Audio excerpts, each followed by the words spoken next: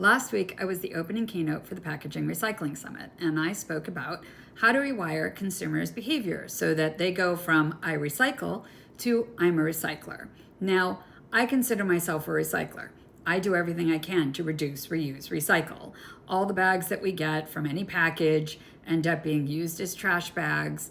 The boxes get all broken down and put into the recycling. I do my best to make sure that we're very meticulous about all of this in our household. And so how do you get other people, how do you get a community to all feel the same way?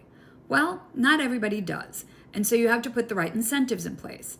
One thing I noticed through my research was that every incentive at the core of it was either the carrot or the stick, meaning it was all financial, and you either got fined for not behaving properly or you got rewarded for the behavior that they were looking for.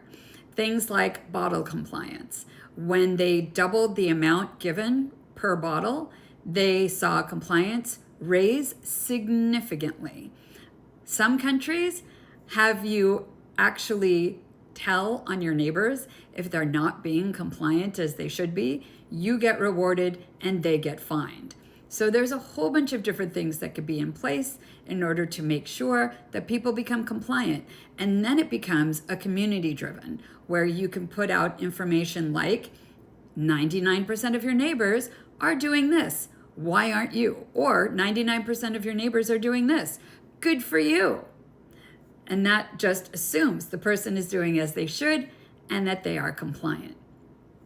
Now, I talk about behavior in business. All of these things are good for the world, good for the economy, and recycling this packaging not just brings it back into the circular economy and is good for the planet, but it can also make municipalities money. They actually get money from the manufacturers for returning, say, the plastics or the paper or the metal or whatever, to be able to reuse the materials again. So it makes sense to be doing on top of everything else. Now, if this is something that you're interested in, I could talk a lot more about it, or I could talk about other things in behavior and business. Let me know what you think.